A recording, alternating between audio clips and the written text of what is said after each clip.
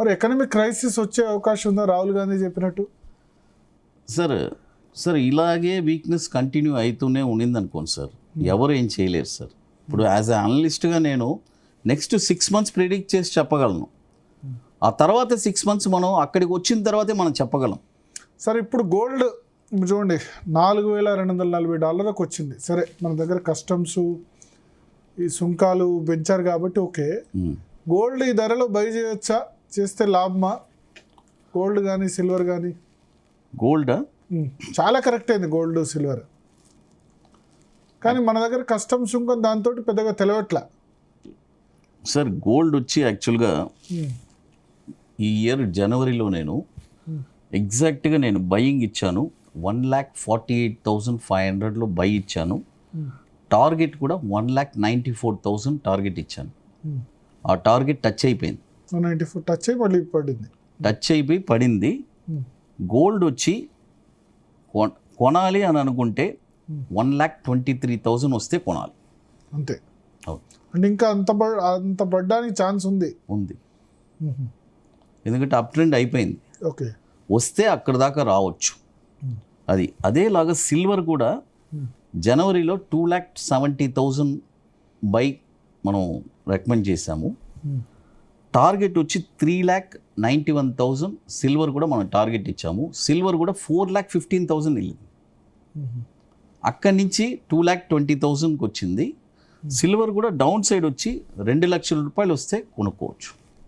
Okay, మళ్ళీ పెరగడానికి chance ఉంది. అదే ప్రైస్, బేస్ ప్రైస్ అదే. సో మీరు బాటమ్ హిట్ చేసేందుకు అన్ని ఛాన్స్ ఉన్నాయి. ఐటీ బాటమ్ హిట్ చేసేందుకు ఛాన్స్ ఉంది. నిఫ్టీ కూడా బాటమ్ హిట్ చేసేందుకు ఛాన్స్ ఉంది. గోల్డ్ అండ్ సిల్వర్ కూడా బాటమ్ దగ్గరకు వచ్చిన తర్వాత కొనాలి ఖచ్చితంగా. ఎందుకంటే కానీ ఏవైతే సెక్టార్స్ పెరుగుతున్నాయో, పవర్ సెక్టార్ బాగా పెరిగింది, ఎనర్జీ రిలేటెడ్ స్టాక్స్ బాగా పెరిగింది సార్. ఇప్పుడు అవన్నీ ఎక్కడో ఎంట్రీ జరిగిపోయింది సార్. ఇప్పుడు ఎలక్ట్రిక్ వెహికల్స్ ఇప్పుడు మిడిల్లో కొనాలనుకుంటే చాలా కష్టం. ఇప్పుడు కొన్ని స్టాక్స్ ఉన్నాయి కాబట్టి నేను అనేది ఒక 18 monthsకి కొన్ని స్టాక్స్కి పెరగడానికి క్యాన్ బ్యాంక్ ఉంది, కెనరా బ్యాంక్. ఇప్పుడు ఈరోజు ఒక 131లో ట్రేడ్ అవుతుంది.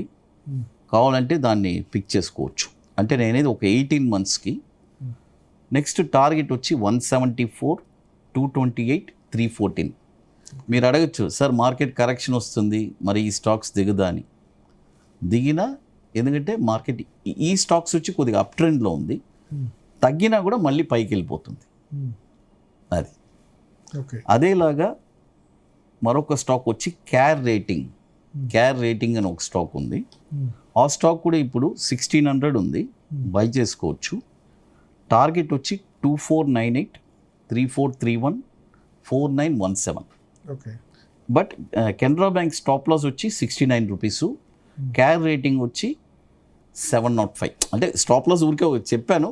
ఓకే, బట్ ఊరికే ఒక బండికి ఒక బ్రేక్ ఒకటి కావాలి కదా. ఐటీ కాకుండా ఇంకేం స్టాక్స్ కొనొచ్చు సార్? మనం ఇప్పుడు నేను రికమెండ్ చేసే స్టాక్ కొనవచ్చు. సెక్టార్ నేను మిక్స్డ్గా ఇచ్చాను sir. Okay, Canara bank banking చెప్పాను. తర్వాత వచ్చి జీఈ షిప్పింగ్ చెప్పాను.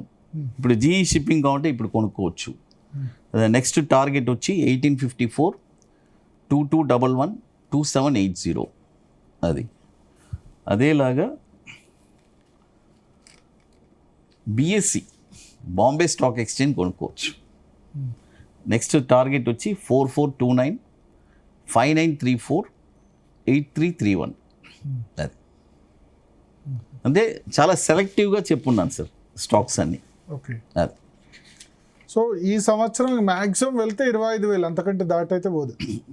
26 లేదు నాకు తెలిసి 25,000 మేబీ. అంటే ఫస్ట్ బాటమ్ కంప్లీట్ అవ్వాలి.